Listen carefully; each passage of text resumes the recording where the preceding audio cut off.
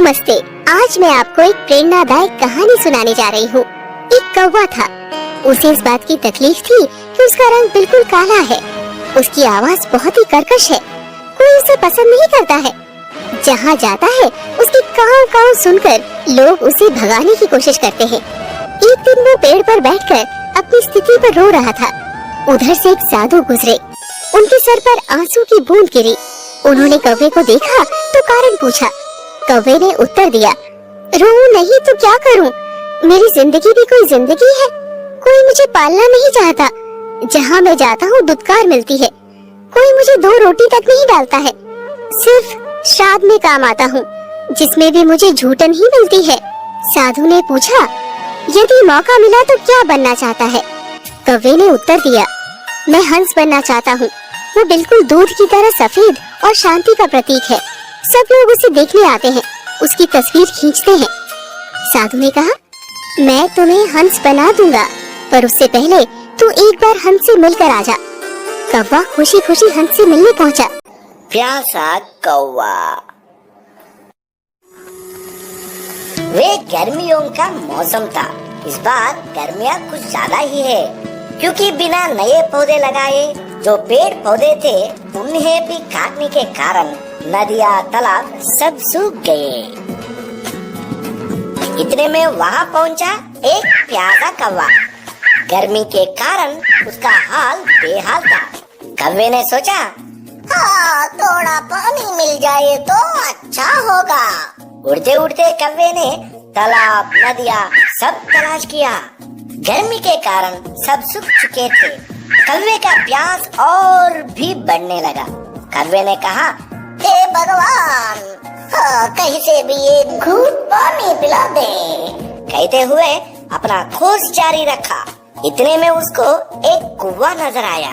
कुआं को देखकर कौवे ने कहा, भगवान की कृपा है, मुझे कुआं नजर आया। जैसे ही कौवा कुएं में देखा तो कुआं बिना पानी सूखा पड़ा है।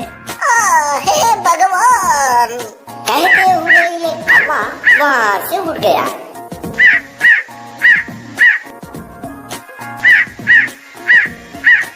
उड़ते उड़ते उसकी नजर एक घर के पास रखा हुआ लटके पे गए।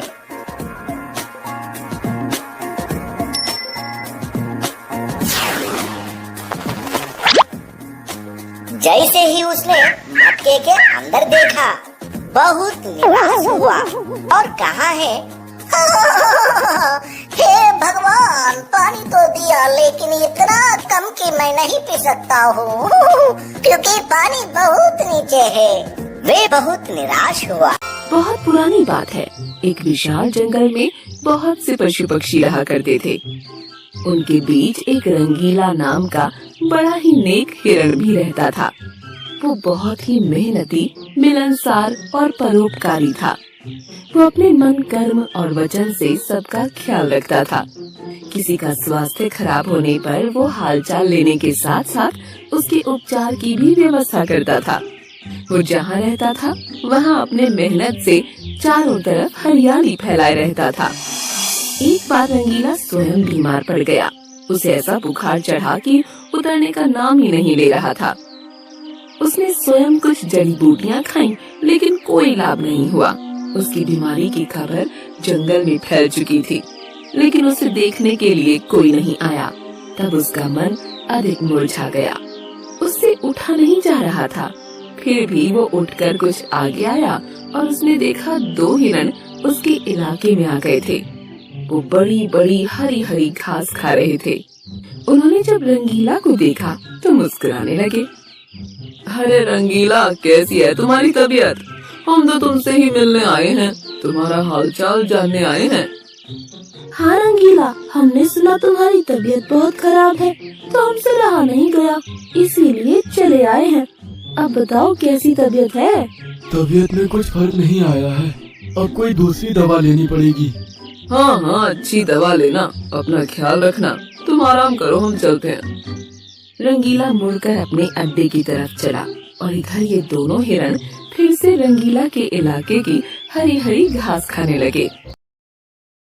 शेर और सियार की कहानी। जंगल में एक शेर रहता था जो बूढ़ा हो गया था और शिकार नहीं कर पाता था। उसने एक चालाक सियार को अपना सहायक बना लिया। सियार ने शेर की मदद से छोटे जानवरों को धोखा देकर पकड़ना शुरू किया और शेर के साथ बांटने लगा। लेकिन सियार की लालच बढ़ती गई और उसने शेर को धोखा देकर शिकार को अकेले ही खाने का फैसला किया। एक दिन शेर को सियार की चालाकी का पता चल गया और उसने सियार को सबक सिखाने के लिए उसे मार दिया। लालच बुरी बला है। दूसरों को धोखा देने का अंजाम हमेशा बुरा होता है। लोमड़ी और अंगूर। एक समय की बात है, एक भूखी लोमड़ी खाने की तलाश में जंगल में घूम रही थी। चलते चलते उसे एक अंगूर की बेल दिखाई दी, जिस पर बहुत सारे रसीले अंगूर लटके हुए थे। अंगूर बहुत ऊंचाई पर थे, लेकिन लोमड़ी ने उन्हें पाने की ठान ली। लोमड़ी ने कई बार ऊंचाई तक पहुंचने की कोशिश की, लेकिन वह उन तक नहीं पहुंच पाई। उसने जोर जोर से छलांग लगाई, लेकिन हर बार असफल रही। आखिरकार थककर लोमड़ी ने हार मान ली और बोली, ये अंगूर तो खट्टे हैं, इन्हें खाकर क्या फायदा।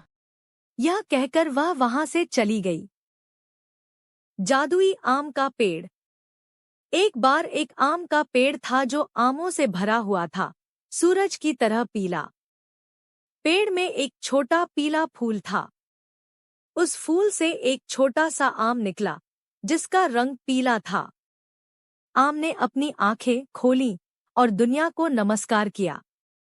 जैसे जैसे समय बीतता गया, आम बढ़ने लगा और बड़ा होता गया।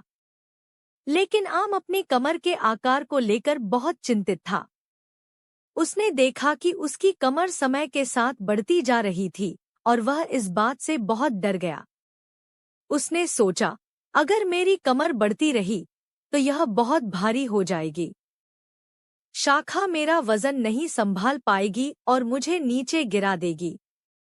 अगर मैं शाखा से गिर गया तो मैं मर जाऊंगा। इसी तरह आम बढ़ता रहा। जैसे जैसे समय बीतता गया, आम अपने पूरे आकार में बढ़ गया और बहुत भारी हो गया। जैसा कि उसने सोचा था, शाखा ने आम को छोड़ दिया और वह बहुत जोर से जमीन पर गिर गया। इस झटके से आम बेहोश हो गया।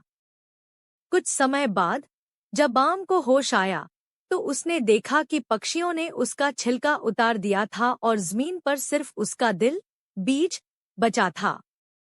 अब आम बहुत डर गया क्योंकि वह निश्चित रूप से जमीन पर मुरझाकर मर जाएगा। आम को इतना डरा हुआ देखकर पेड़ ने कहा, चिंता मत करो प्यारे आम, यही जीवन है। तुम्हारा पुनर्जन्म एक विशाल आम के पेड़ के रूप में होगा। यह कहते हुए पेड़ ने आम को जमीन में गाड़ दिया और उसके खिलने का इंतजार करने लगा। बहुत जल्द ही आम फिर से जीवित हो गया। उसने देखा कि वह एक सुंदर और बड़े आम के पेड़ में बदल गया है। शाखाओं पर ढेर सारे आम लगे हुए थे, सभी पीले रंग के। बच्चे आम के पेड़ के पास खेल रहे थे और आम तोड़ने की कोशिश कर रहे थे। आखिरकार आम को एहसास हुआ कि पेड़ ने क्या कहा था और वह अपने नए जीवन से बहुत खुश था। प्यासा कौवा। वे गर्मियों का मौसम था। इस बार गर्मियाँ कुछ ज्यादा ही है, क्योंकि बिना नए पौधे लगाए जो पेड़ पौधे थे उन्हें भी काटने के कारण नदियाँ, तालाब सब सूख गए। इतने में वहाँ पहुँचा एक प्यासा कौवा। गर्मी के कारण उसका हाल बेहाल था। कौवे ने सोचा, हाँ, थोड़ा पानी मिल जाए तो अच्छा होगा। उड़ते उड़ते कौवे ने तालाब, नदियाँ सब तलाश किया। गर्मी के कारण सब सूख चुके थे। कौवे का प्यास और भी बढ़ने लगा। कौवे ने कहा, हे भगवान, हाँ, कहीं से भी एक घूंट पानी पिला दे। कहते हुए अपना खोज जारी रखा। इतने में उसको एक कुआं नजर आया। कुआं को देखकर कौवे ने कहा, भगवान की कृपा है, मुझे कुआं नजर आया। जैसे ही कौवा कुएं में देखा तो कुआं बिना पानी सूखा पड़ा है। हे भगवान, कहते हुए ये कौवा वहाँ से उड़ गया।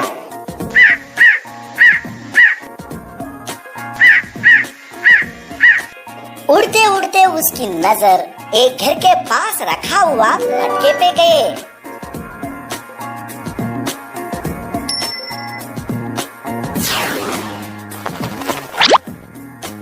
जैसे ही उसने मटके के अंदर देखा, बहुत निराश हुआ और कहा है,